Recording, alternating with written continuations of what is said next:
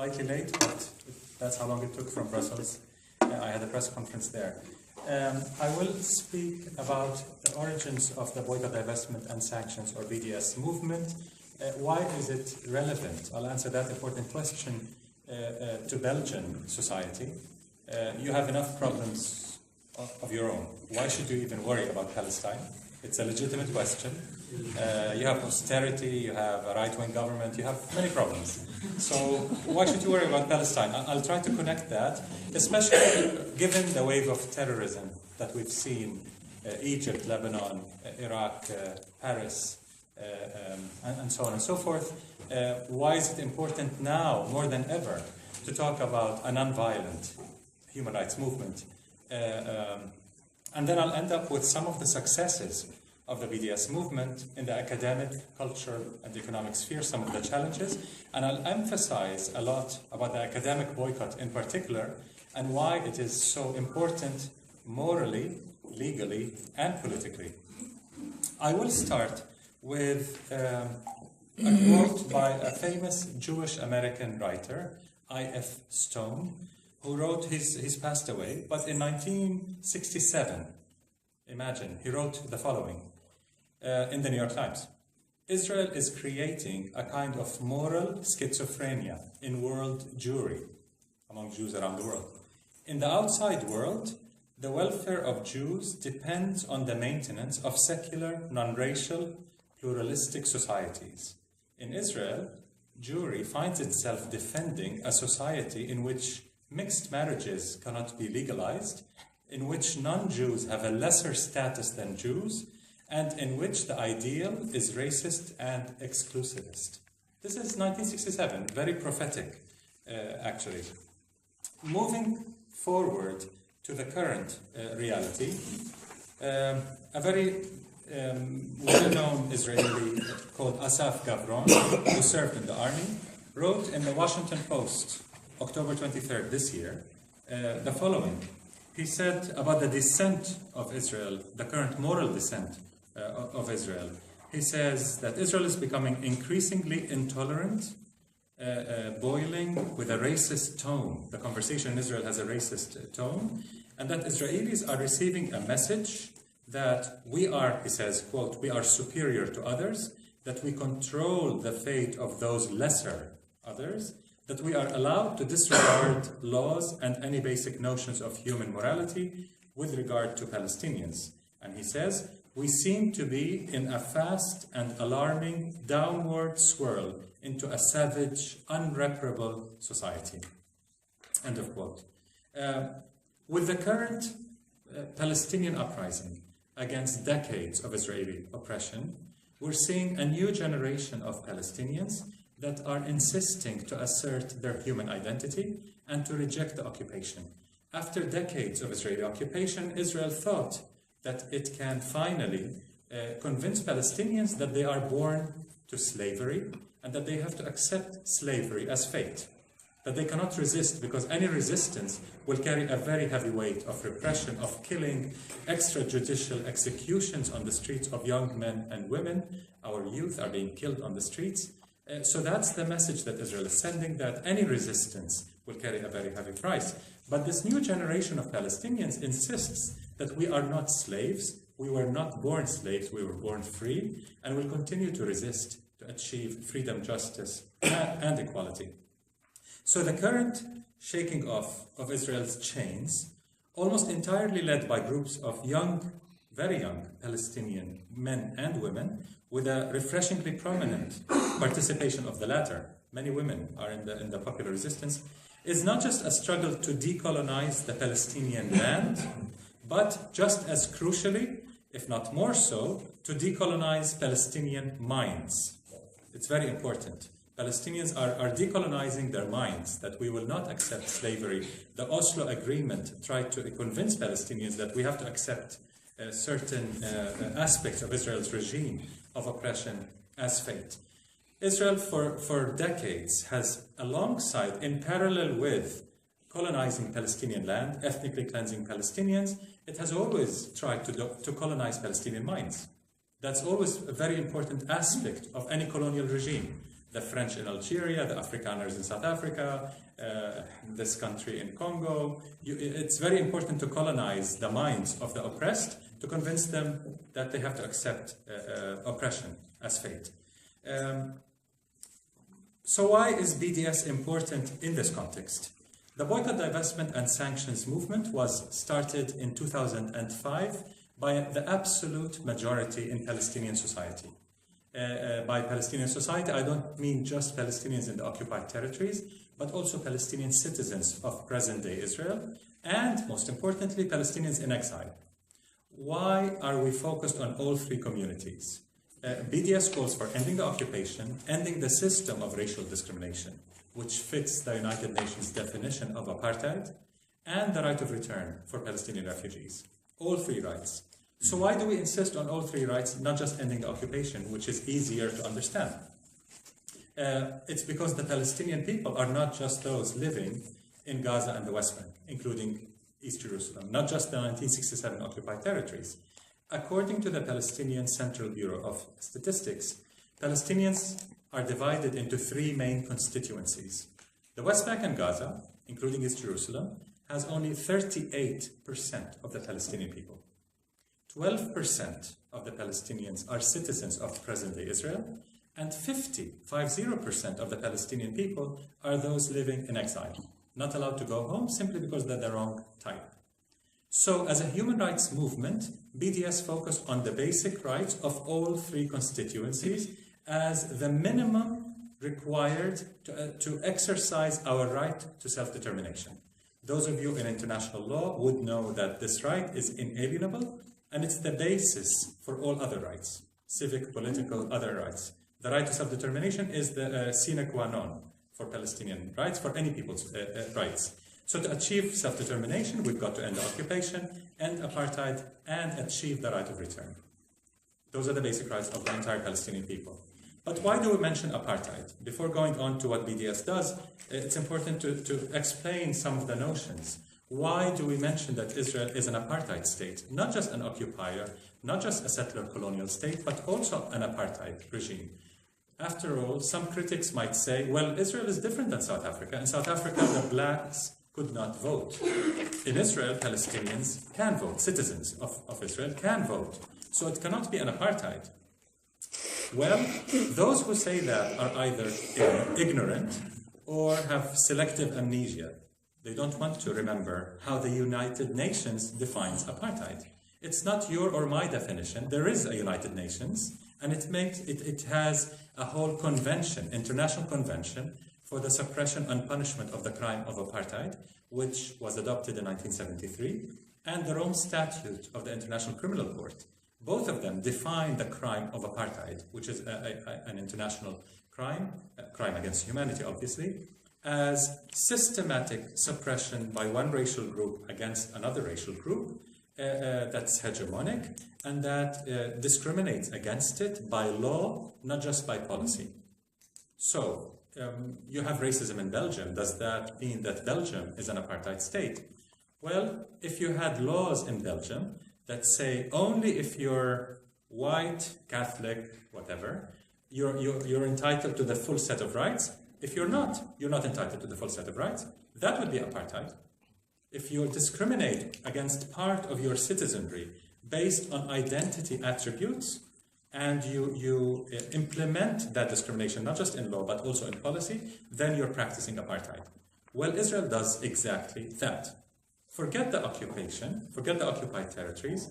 Within Israel's pre-67 borders, Israel has more than 50 laws that discriminate against its non-Jewish citizens, the indigenous Christian Muslim Palestinians.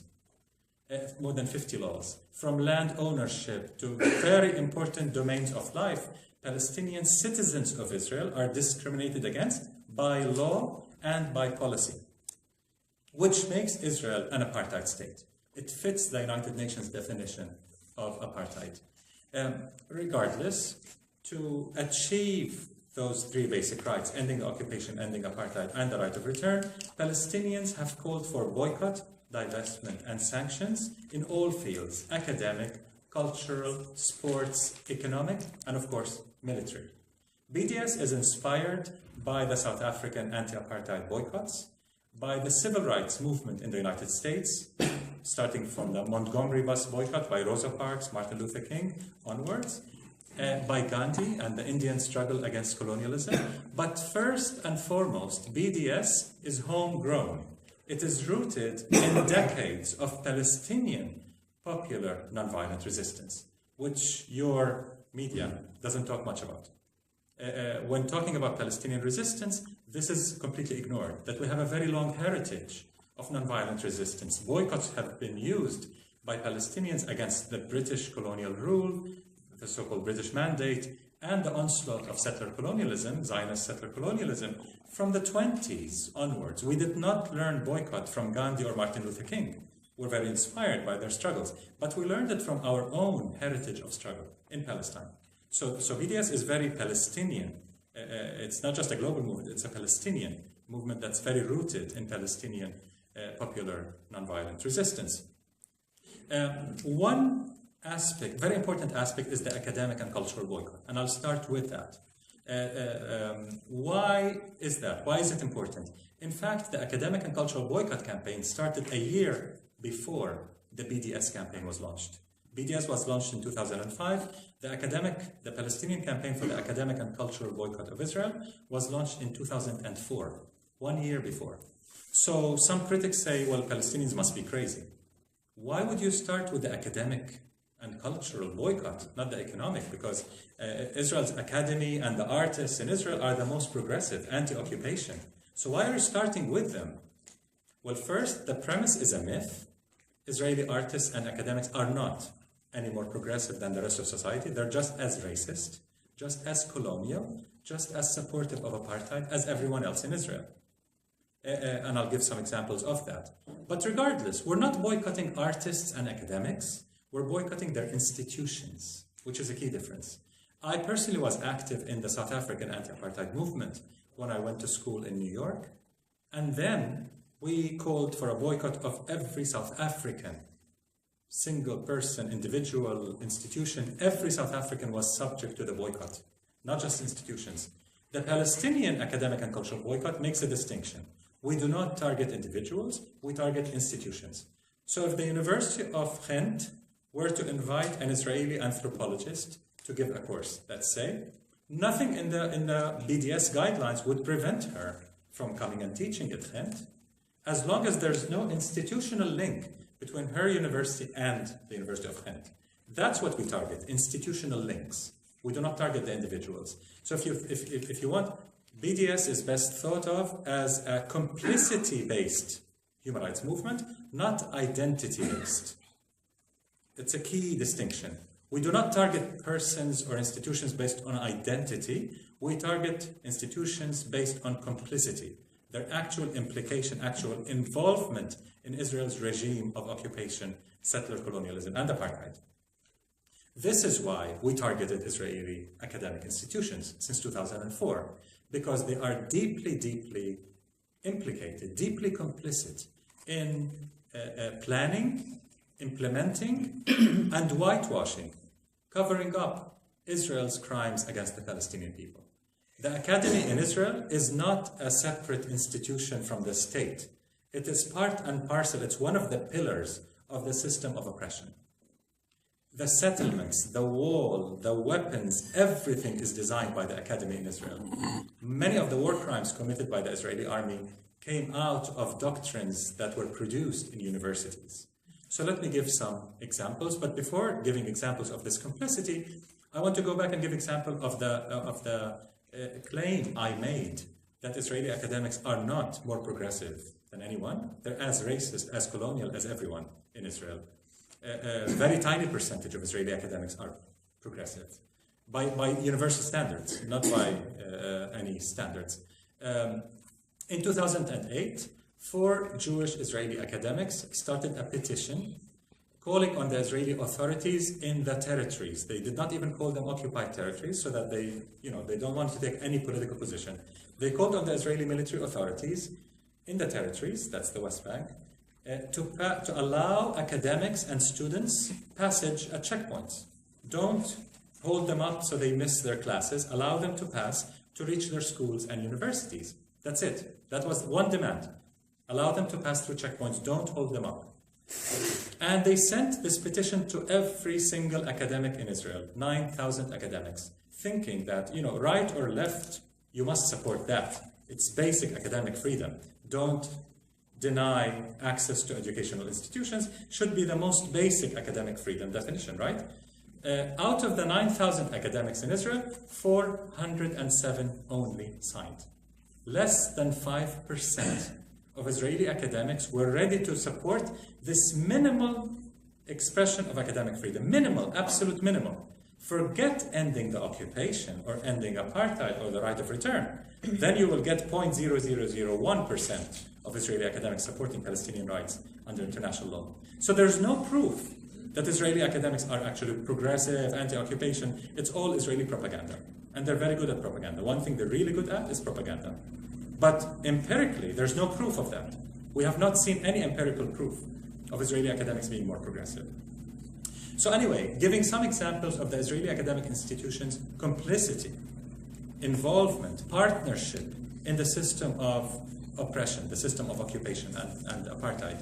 There are too many examples. I'll just give a few and then to move on to the rest of the talk.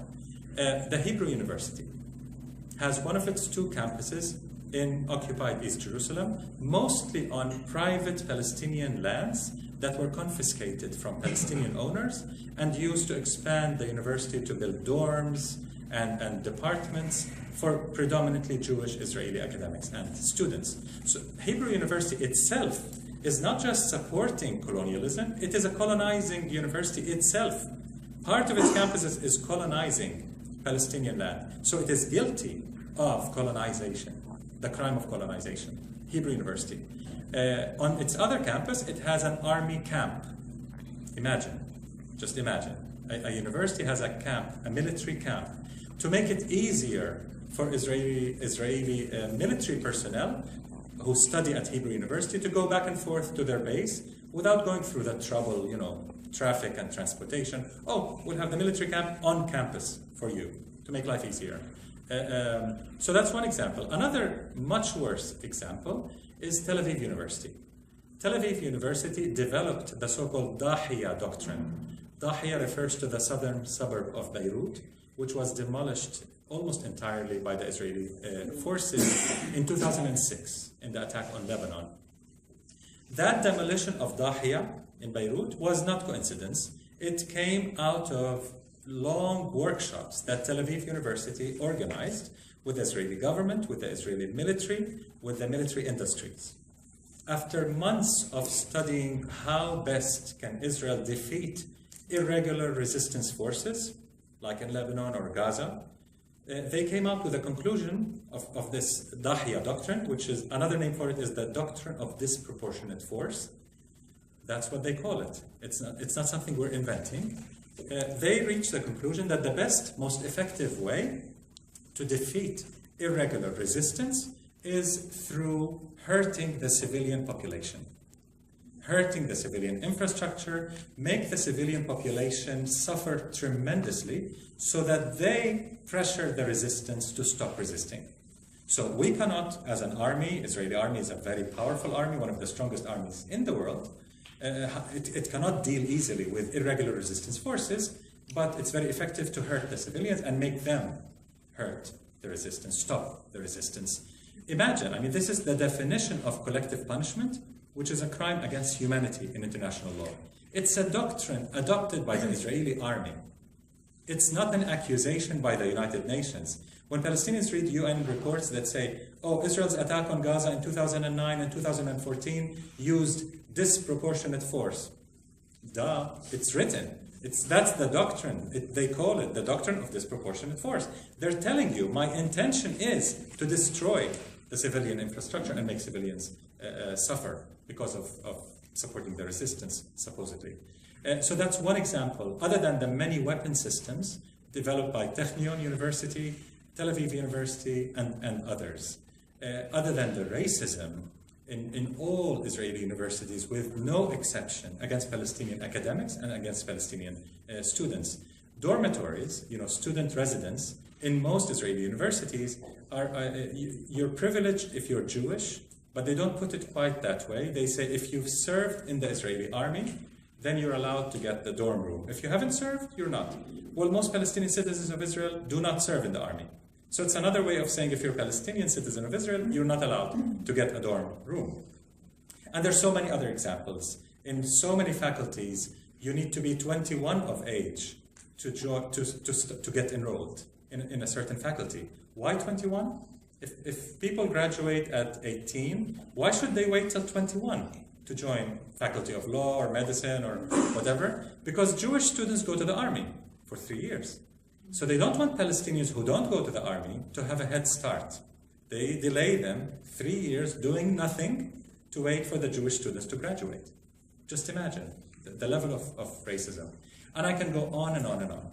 So, to close the academic aspect of the boycott of BDS, all claims by University of Ghent scientists who say, and others, who say, oh, our relationship with Israeli academia is academic. It's not political. We're academics, we're scientists, we're above politics. As an engineer, I understand the mentality quite well, and it's not just so aloof, it is so wrong, it's so false. There is no separation between academia and oppression, human rights violations, especially in Israel's academia. You cannot have a project with an Israeli academic institution and claim that you are not supporting Israel's oppression against the Palestinians. By the very fact that you have an institutional link to any Israeli university, you are supporting a regime of occupation and apartheid. Just remember what we did in South Africa. Imagine in South Africa, some Belgian scientist would have said, oh, I'm going to apartheid South Africa to work at Cape Town University, doing some research on, I don't know, physics, biology, engineering, but I don't support apartheid. What do you mean you don't support apartheid? You're going to an apartheid university under apartheid, claiming to do a science project without taking a position against apartheid. How are you not involved? You are whitewashing, you're covering apartheid. Even if your project had really nothing to do with the system of oppression, your very presence in an institution that's part of an apartheid regime supports apartheid. Now, that's at the superficial level, but in depth, most Israeli science is used for the military and security regime. Most of it. You cannot say, oh, there's a technology that's only civil. Very, very, very small proportion of Israeli technology is civil. Israel is the world-leading exporter of security systems, security doctrines, security apparatuses, and one of the leaders in weapon systems. Any terrorist attack, France, the threat in Belgium, is excellent for Israeli business because they profit a lot. They sell a lot more. So your tax money will go more to security, to the military, to militarizing Belgian society, and to support austerity at the expense of social services, employment, the environment, and your civic rights. So this BDS struggle, when you think about it, it's not just about Palestinians. It's also about Belgian society and Belgian civic rights and Belgian human rights. Where do you want your tax money to end up going? To the military? To the militarization of your society? Or to your social services, employment, and the environment? It's your choice. That's at one level. At another level, as Martin Luther King Jr. said, boycott is withdrawing support from an evil system. Think about that. We're not asking Belgians to leave everything they're doing and stand with Palestinians. Very few of you will do that. Just the left, most principled Belgians will do that. But those are a minority today, unfortunately. The left is not what it used to be 20, 30 years ago. We all know that. Just look at your government. Sorry. But how to reach mainstream society with a message about Palestine? Why should I care? If I'm a Belgian academic who's not leftist, who's not a Marxist, I'm a Belgian academic who's, I care about human rights, but I will not go out of my way to support any other people. I have enough problems at home. I don't want to bother about Tibet, Palestine. Don't bother me with that. Well, even at that level, you have a profound moral obligation to do no harm. Remember that most profound principle, do no harm. Well, how are you doing harm? You're a physics professor at Ghent University. How could you be harming anyone? Even if you don't have any relationship with an Israeli institution, your tax money is going to the state, and your state is supporting Israel's regime of oppression. So you're implicated indirectly. But what can you do? I mean, you cannot stop your tax money from funding Israel's occupation and giving money to Israeli military and security establishment. But you can offset that. You know what offset means? It's not an easy word in English. Offset that, balance that. If you cannot stop it, at least offset that, compensate for it by doing something to withdraw support for this system of oppression.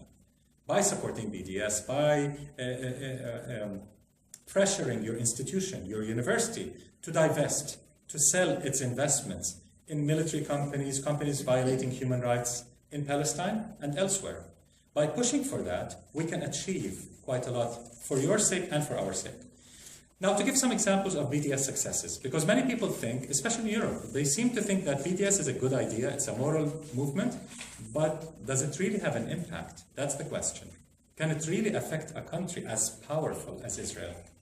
Strong economy, nuclear weapons. I mean, Israel is a very powerful country, partly thanks to your tax money. So can BDS, this non-violent human rights soft movement, affect a country as powerful as Israel?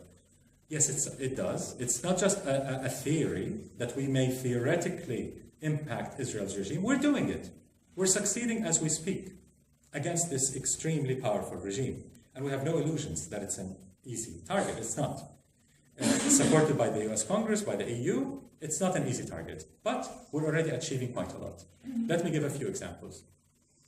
Beyond academic and cultural successes, with hundreds and thousands of academics joining the academic boycott, I don't know if you've read, last week the American Anthropological Association joined BDS.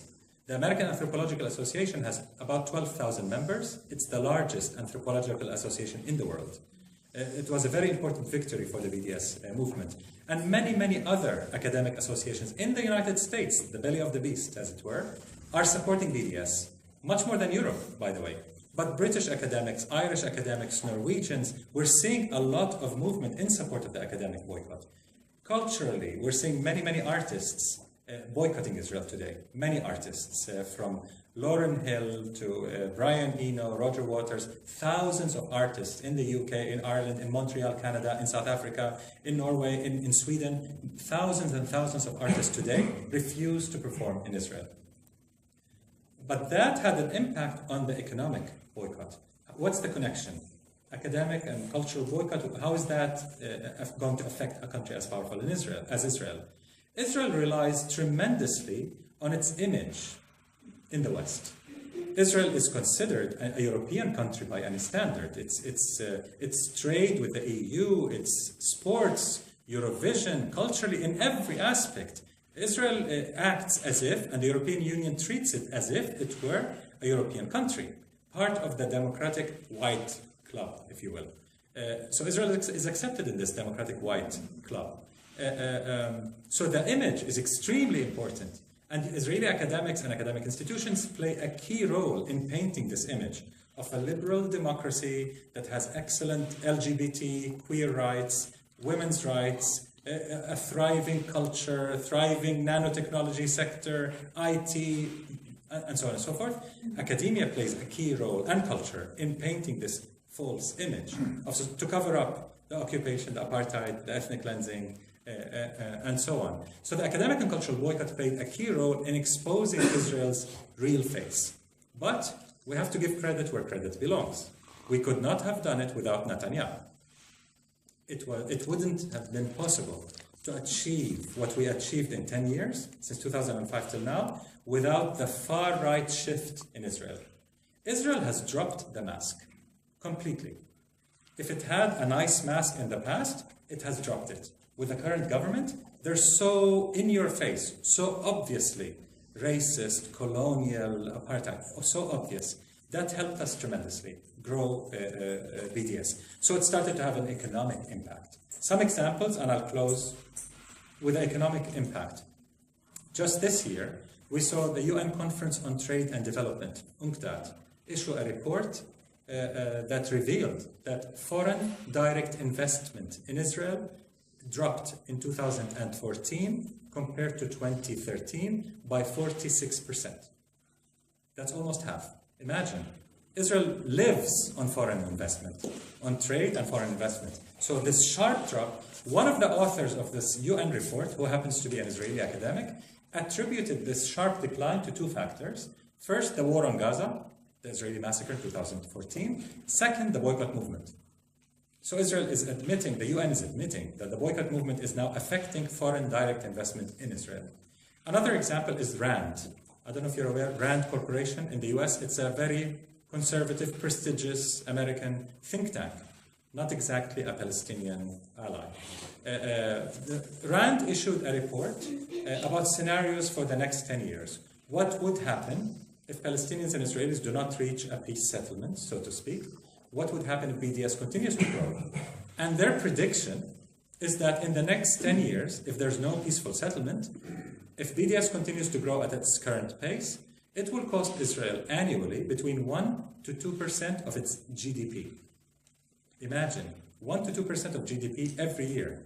In 10 years, with today's currencies rates, this is equivalent to 28 to 56 billion dollars. Billion with a B. In 10 years. This is more than the entire US aid to Israel in 10 years. So imagine, BDS at the current pace of growth can cost Israel more than every penny the United States pays to Israel. We can offset US aid to Israel with this non-violent, soft movement. So soft power is not necessarily weak. It's soft, but it can have a lot of impact. Just remember that. And with a country like Israel, soft power might be much more impactful than hard power. It's a key point. And there are many other examples of the economic impact on Israel. This is why, since June 2013, Israel started treating BDS as a strategic threat. That's the term they use now. The Israeli president, Reuven Rivlin, said the academic boycott is a strategic threat of the first rate, of the first degree. The academic alone, forget the rest. And Netanyahu and many, many other ministers are calling BDS a strategic threat because they don't know what to do with us. I've said this before and I'll repeat it. When the Presbyterian Church, one of the most important Protestant churches in the United States, when they passed a divestment resolution in June last year against HP, Caterpillar, and Motorola Solutions, what could Israel do? Send the F-16 bombers and bomb the Presbyterian Church? So, I mean, there's a limit to Israel's hard power. When trade unions in Britain and Norway and Belgium pass BDS resolutions, what can Israel do? It cannot stop this movement because this movement grows in people's hearts and minds. And you cannot suppress that with nuclear weapons. This is a key strength of the BDS movement. It's inclusive, it's based on human rights, and it completely, categorically rejects every form of racism, including anti-Semitism. And this is a very important point to make. We absolutely, categorically oppose anti-Semitism. We do not accept anti-Semites with us in the movement. We don't work with them. As a human rights movement, we